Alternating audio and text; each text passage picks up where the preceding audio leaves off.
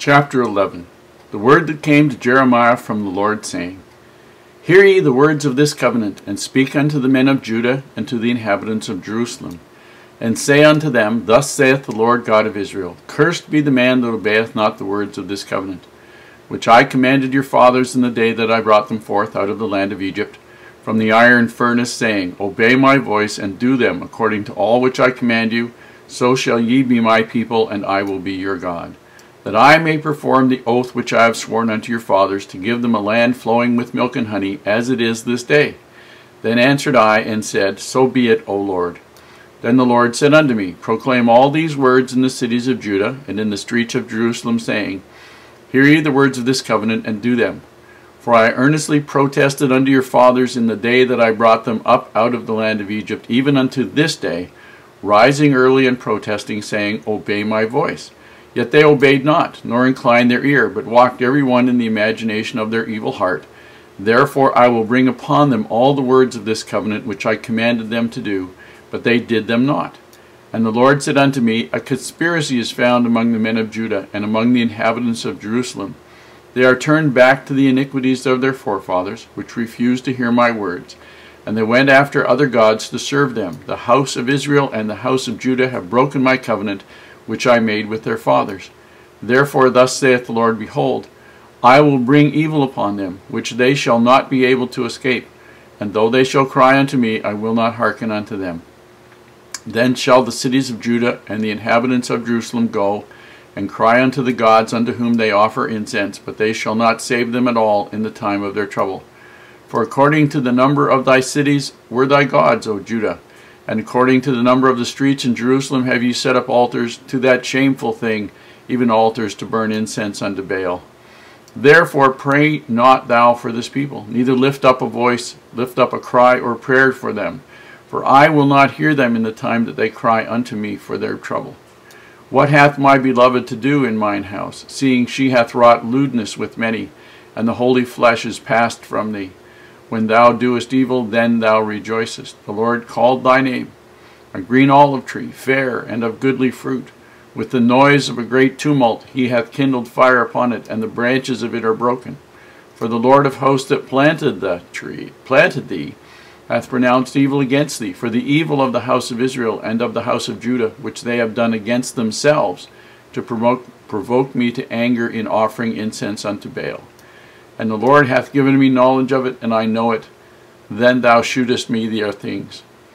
But I was like a lamb or an ox that is brought to the slaughter, and I knew not that they had devised devices against me, saying, Let us destroy the tree with the fruit thereof, and let us cut him off from the land of the living, that his name may be no more remembered. But, O Lord of hosts, that judgest righteously, that triest the reins and the heart, let me see thy vengeance on them, for unto thee have I revealed my cause. Therefore thus saith the Lord of the men of Anathoth, that seek thy life, saying, Prophesy not in the name of the Lord, that thou die not by our hand. Therefore thus saith the Lord of hosts, Behold, I will punish them. The young men shall die by the sword, their sons and their daughters shall die by famine.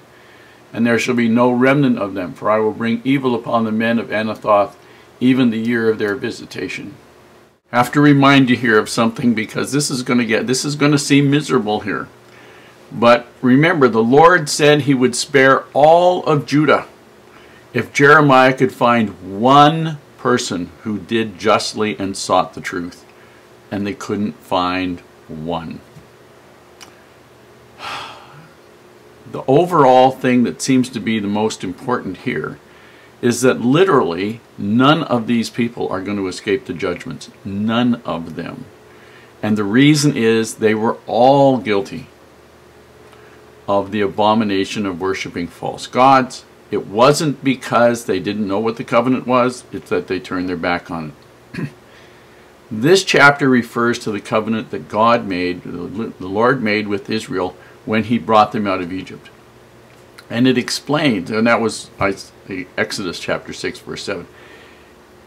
Just as their forefathers, almost as soon as that covenant was made, just as soon as their forefathers had broken the covenant, so had the children and the children's children and the children's children's children and the children's children's children, right down to Jeremiah's time. And because they had all turned their backs on the Lord, because they had all gone to worshiping all of these false gods, because they had been willing to murder their own children, sacrificing them to these idols, because they had been willing to engage in pornographic, lewd, morally corrupt practices as part of this worship, and had been seduced and committed spiritual adultery, none of them were going to escape. And their prayers for relief when the trials came would not be heard. Now he makes a point. He said their gods are as numerous as the cities, which means in essence that the Jews were doing exactly what every city-state did in the entire world, basically. Every city had its own set of gods.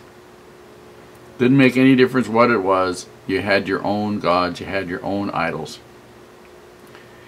And that the altars that they sacrificed on were as numerous as the streets of Jerusalem. And what that means is that in every street, basically, in many individual houses, there were altars on which they offered sacrifices, burnt incense, did whatever they were going to do.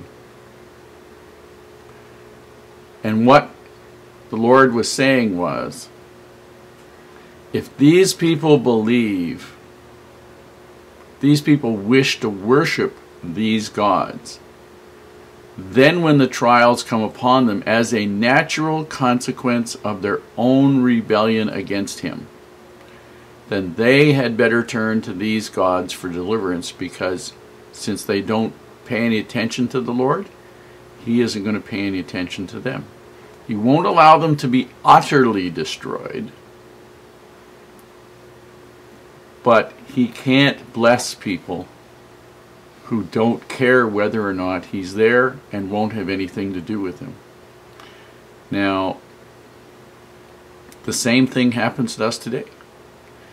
You know, I have a friend who is a sports fanatic. He won't go to church, won't have anything to do with any kind of organized religion at all, which is his free right. He will sit and watch sports games 24 hours a day if he didn't have to work. The only time he would take away from that would be to go to the bathroom and to eat. And he'd eat as much as he possibly could in front of the sports games on the TV. But in his lifetime, all of those sports teams that he watched, all of those companies whose ads he watched, all the companies that made the TVs he's going to watch, aren't going to do anything for his family, his life, his health, his well-being, anything. So in essence, he's visiting, he's worshiping a false god. He's putting his life on the line, and I guess we'll have to find out what the score is, but I think his score is going to be 0.